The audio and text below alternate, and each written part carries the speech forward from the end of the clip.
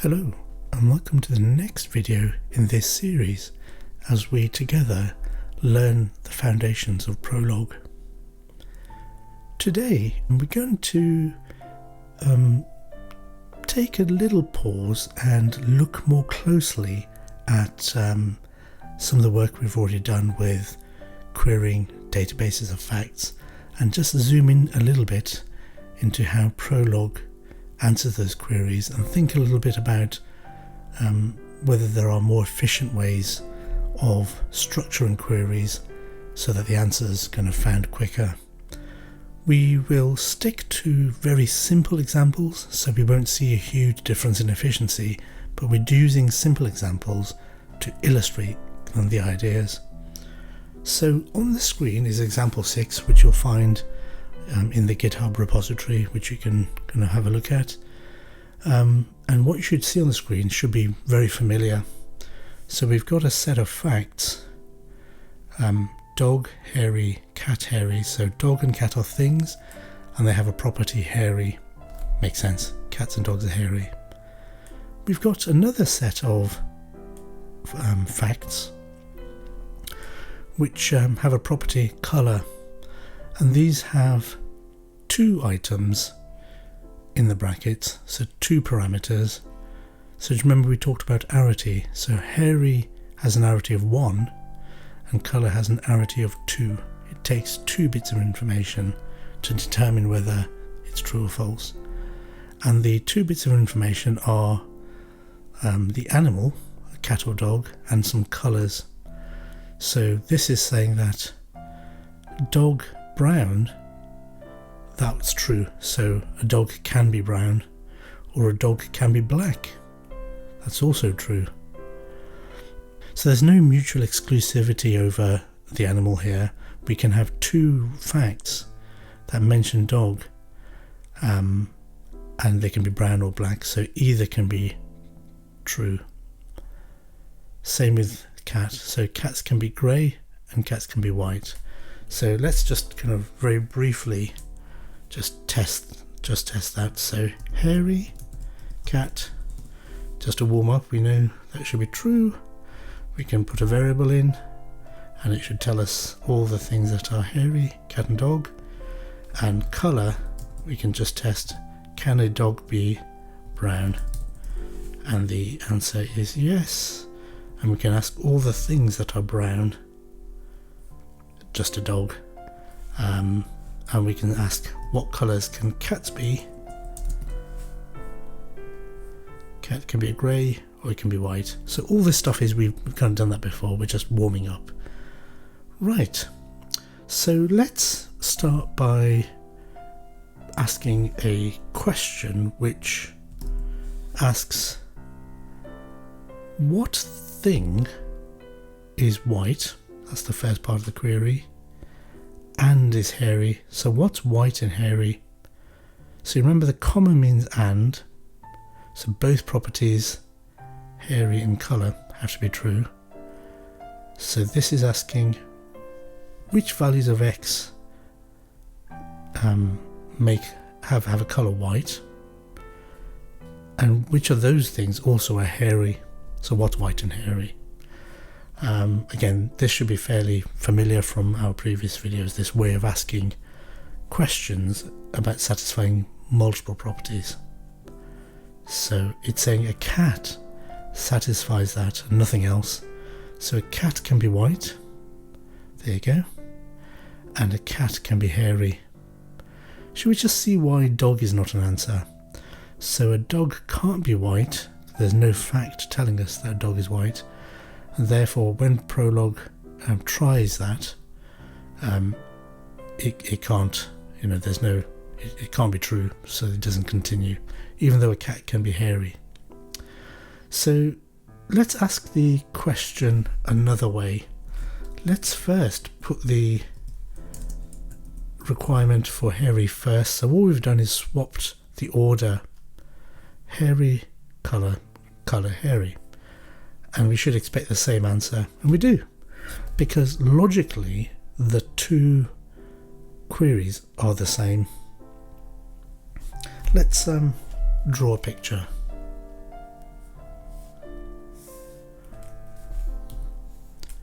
So on the screen here you can see the two queries, and they should be, well, logically they're equivalent. They're both asking the question, which thing, which animal with 4 legs, 2 ears, which is hairy and white. And they're both asking the same question. So let's write that down. Same question. So that means they are logically equivalent. Logically, I'm writing that down because that's an important phrase. Logically equivalent. And they're logically equivalent because they're asking the same question. What's hairy and white? What's white and hairy? So there should be no difference in the answers Prolog gives us because we're asking the same question. The logically equivalent, same question should give us the same answers. Let's pause there. If Prolog gave us different answers, that would be quite worrying. That would mean something is deeply wrong. So we're asking the same question, so Prolog gives us the same answer, and the answer is a cat.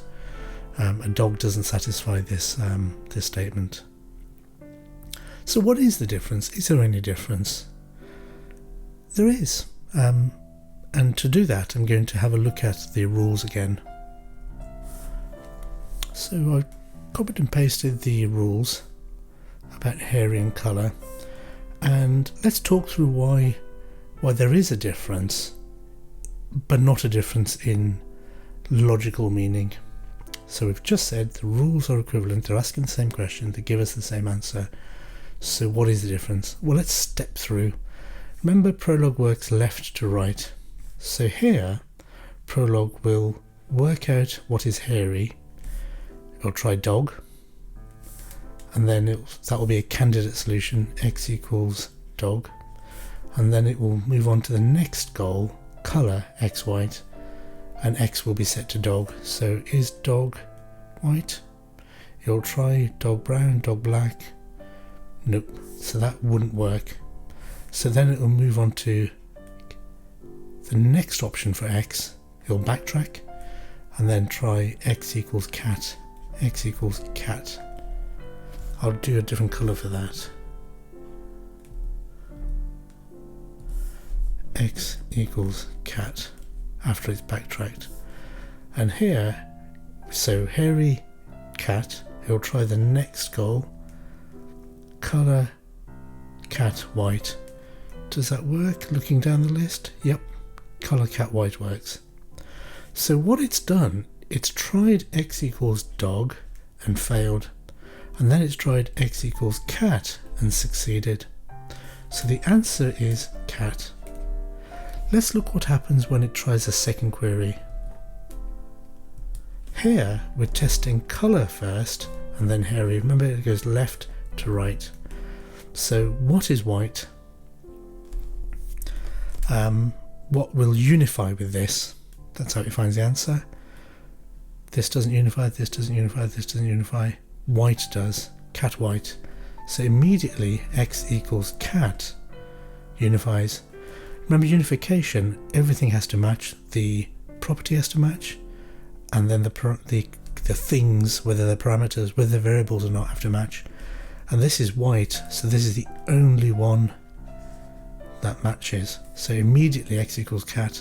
It doesn't even get to try dog at this stage. There's no dog that's white. So x equals cat is the first candidate for x. And then it moves right, hairy x. Is hairy cat true? Yes, it is. Tries that. And that's the answer.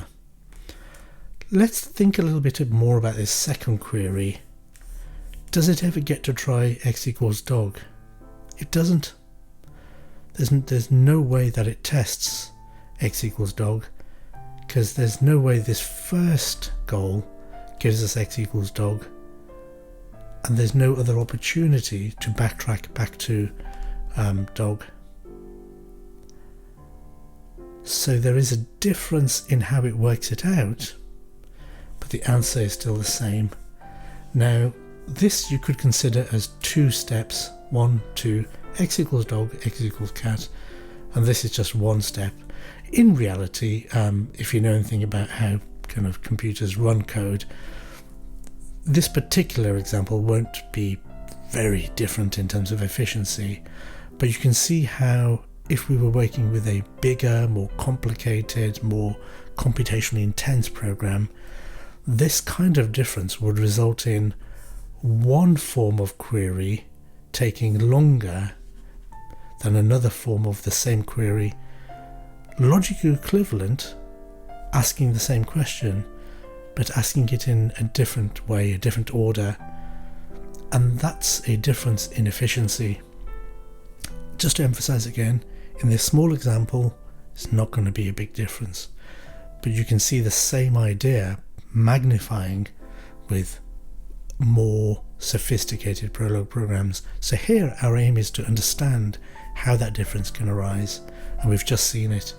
We've seen in this query Prolog has to test x equals dog, then x equals cat, whereas this query, it just tests x equals cat. So we can see that this is more efficient. This is more efficient than this one. So 1 tick and 2 tick. They both give us the right answer, and that should be the case, that we don't want them to give us a different answer. They're asking the same question, logically equivalent, but one is more efficient. And why is it more efficient? Well, it's more efficient because it finds the correct answer for a variable as soon as possible. You can see there's a general heuristic there, a rule of thumb, which says that the sooner you can pin down what a variable should be, then there's less work later for Prolog to do to kind of backtrack and kind of, try something and fail it and try something else and fail that. The sooner we can pin it down to the correct answer, we've reduced the number of options Prolog has to try. So that's the important point there. Now let's look at something that's quite exciting, and it gives us an insight into how Prolog actually runs its own queries. Now you might be thinking, well, hang on a sec, we've had to talk a lot about how Prolog runs its queries, how it works out answers. You're now telling me that Prolog could tell us itself? And the reason we've delayed looking at that, it's called tracing. The reason we've delayed tracing is that, one, it's important for us to kind of think through and understand and get a feel for how Prolog works inside, how it resolves queries, but also to be able to understand the output of tracing needs some familiarity with Prolog, and up to this point I don't think we've had that.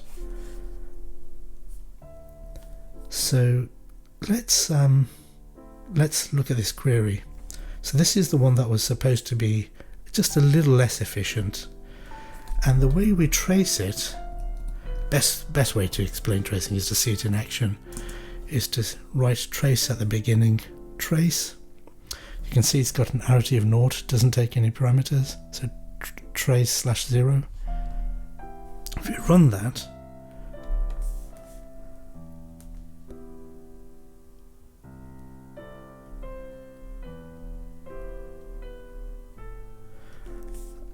and what Prolog has printed out is what it has been doing in order to answer this query. So this looks a little bit like jargon, and over time you'll get to understand it better, but I'll talk through it. So it's said its first goal was hairy, and this is a internal variable with an underscore, so it doesn't tell us what they are, but it keeps track of its own internal variables with these internal variables, as they're called, and they begin with an underscore. So that tells us that Prolog is keeping those track of them by itself, but it's not going to tell us what they are in normal kind of working with Prolog. So hairy x, which for us is a variable, and for Prolog it becomes an internal variable. And to satisfy this query, it's found hairy dog. Great. So that bit's satisfied. Next is colour. Now X has been found to be a dog, so it's going to try dog white, which is this part of the second goal, and that fails. You can see fail because there's no fact in the database that tells us that a dog is white, so that fails. So it redoes, it goes backtracks all the way back up to the top again and unsets X. It was dog, now it's emptied it again and tries again with a different internal variable. So we've been talking about X, but Prolog is using different internal variables just to keep track of what things it's tried. So it's going to try again, and it can't use the same underscore 3898. By the way, those numbers will change every time we run these programs.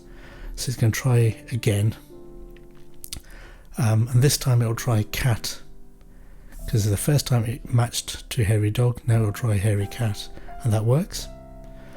So that succeeded with X equals cat as a candidate solution, X equals cat. So you'll try the second goal, colour, cat white, and that succeeds, exit, green. So it's found the answer, X equals cat, but it's taken these steps. Let's see how many steps it takes with what we thought was a slightly more efficient form of the same query. This was the other version. Let's run that, step it through, and it's arrived at X equals cat, and you can see there's just almost half the number of steps. So we can see that it's more efficient by looking at the trace. So here, colour, X, white, internal variable, it finds that this fact satisfies it, so X equals cat, and then it has to test the second part, hairy cat, and that works. Simple. So you can see visually this is 4 steps and this is 1, 2, 3, 4, 5, 6, 7, 8. It's not very scientific to compare how many trace steps determine the proper efficiency, but it's a good indicator. And this is quite stark, it's almost double the number of steps. So tracing is quite powerful. It's sometimes difficult to read the output. You can see why we didn't introduce it earlier, because you kind of need some familiarity with Prolog. But I think we've reached the point now where we can make sense of that. Do go and look at the blog, which talks through this in kind of more careful words. If you're having, if you need, another go at that. But that's quite an interesting capability, and we'll use that again in future. And it's a useful tool for debugging and finding out why a Prolog program isn't doing what you expect it to. It's a way of asking Prolog, well, tell me, how are you solving this? What are you up to behind the scenes? So that's quite a powerful capability. So we'll stop there. That was quite exciting, and we'll see you next time. Bye.